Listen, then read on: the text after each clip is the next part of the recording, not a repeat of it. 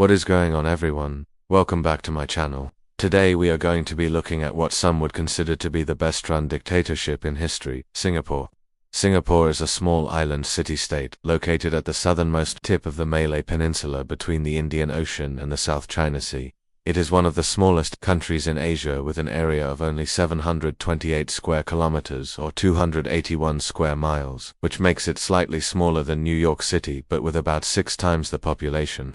As of the 2020 census, Singapore has a population of about 6 million people, making it the world's second most densely populated country after Monaco and the 176th largest country in the world out of 193 UN member states.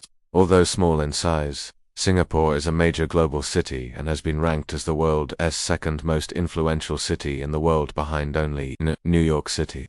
Despite its small size and late start as an independent nation, Singapore has become one of the world's most prosperous countries with the highest GDP per capita in Asia and the second highest globally. So what is the secret behind Singapore's success? And why do so many people see Singapore as being the best-run dictatorship in history? In order to understand Singapore's success, we have to look at their government and how they control their population. In order to get a better understanding of their government, let's take a look at their political system. Singapore is a sovereign island city-state and a republic within the Commonwealth of Nations. Under the Constitution, the President of Singapore is the head of state, while the Prime Minister is the head of government. The President is both elected directly by the people and appointed by the Cabinet of Singapore. The current President, Halimah Yacob, took office in September 2017 and was elected for a 6-year term. The Prime Minister, Lee Hsien Loong, assumed office in May 2004. He is also the Secretary-General of the People's Action Party, which has been the dominant political party since Singapore's independence. Since the 1960s, PAP candidates have won more than 80% of the votes cast in every election. Political parties other than the PAP are permitted, but none have ever won a seat in Parliament. As a result, the People's Action Party has been able to rule with an iron fist, and has created a one-party state in Singapore. While there are no formal restrictions on freedom of speech or the press, in practice, such freedoms are limited. Opposition politicians and activists are often arrested and jailed for criticizing the government. Criticism of the ruling elite or the country's policies can result in lawsuits for defamation or sedition. Government permission is required for public gatherings and most public demonstrations are banned, and those who protest without permission are frequently arrested. In addition, the government tightly controls the media and any news. Organizations critical of the government may have their licenses revoked. Furthermore, internet and social media users in Singapore are subject to extensive government surveillance, and many websites and social media platforms are blocked or restricted. However, despite all of these restrictions, Singapore remains a popular destination for tourists from all over the world. They attract more than 7.2 million visitors annually. Now that we have learned about their government, let's move on to what made Singapore the best-run dictatorship in history. The first reason is their tough stance on crime. Singapore is known for its extremely low crime rates and its strict laws and punishments.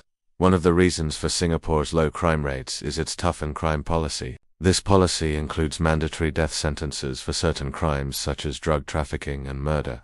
In addition, Singapore's government has implemented a number of other measures to prevent crime, such as stop and frisk laws, which allow police officers to stop and search anyone they suspect is involved in criminal activity. These laws have been highly effective in reducing crime rates, but they have also been controversial because they give police officers broad powers to stop and search citizens without reasonable suspicion. Furthermore, Singapore's courts are also very harsh on criminals. For example, the country has one of the highest rates of execution in the world. This strict approach to law and order creates a climate of fear that discourages criminal activity. The second reason is their stance on drugs. Singapore has one of the strictest anti-drug policies in the world. The country does not tolerate the possession, sale or consumption of illegal drugs, and those who violate these laws are subject to severe penalties, including imprisonment and even the death penalty. This strict policy has resulted in a significant decrease in drug-related crime in Singapore. In recent years, the Singaporean government has stepped up its efforts to tackle the drug problem by implementing new laws and increasing penalties for drug offenses. For example, in 2021, the government introduced new legislation that makes it an offense to purchase drugs online. This law is aimed at tackling the growing problem of online drug dealing. In addition to these legislative measures, the Singaporean government has also launched a number of public awareness campaigns to educate citizens about the dangers of drug abuse. These campaigns are designed to raise awareness and encourage people to seek help if they have a drug problem. Overall, Singapore's tough stance on drugs has been highly effective in reducing drug-related crime and preventing drug abuse among its citizens. The third reason is their strict regulations on public behavior. Singapore is a very orderly society and its citizens are expected to behave in a proper manner at all times. This is reflected in the country's strict laws and regulations, which prohibit things such as littering, vandalism, and public intoxication. Those who violate these laws are subject to fines or even imprisonment. This strict approach to public behavior helps to maintain the country's cleanliness and orderliness, and creates a safe and pleasant environment for everyone. The fourth reason is their focus on education. Education is highly valued in Singapore and the government invests heavily in the education system to ensure that all citizens have access to quality education.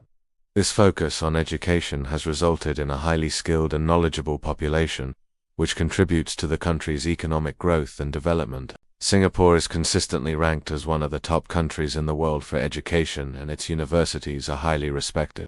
This focus on education is evident from a young age, with the Singaporean government investing heavily in early childhood education. In addition, the government also provides generous scholarships and financial aid to encourage students to pursue higher education. This investment in education has paid off dividends. Singapore now has a highly educated population that is well equipped to meet the challenges of the 21st century. The fifth reason is their commitment to meritocracy. Singapore is a meritocracy, which means that everyone has the opportunity to succeed based on their abilities and hard work. This commitment to meritocracy is reflected in the country's education system and its government policies.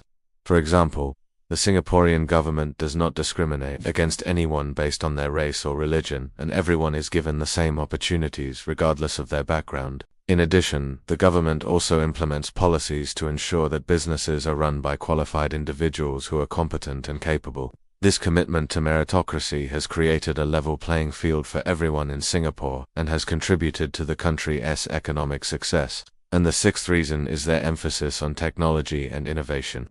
Singapore is a highly technological, advanced country, and it encourages its citizens to embrace new technologies and innovations. This emphasis on technology is reflected in the country's investment in research and development, as well as its support for tech startups. In addition, the Singaporean government also implements policies to attract foreign talent in science, technology, engineering, and mathematics to live and work in the country. This emphasis on technology has helped Singapore to stay ahead of the curve and has contributed to its status as a global leader in many industries. So these are the 6 reasons why Singapore is considered to be the best-run dictatorship in history. If you agree with this statement, then you probably think that Singapore is a model for other countries to follow.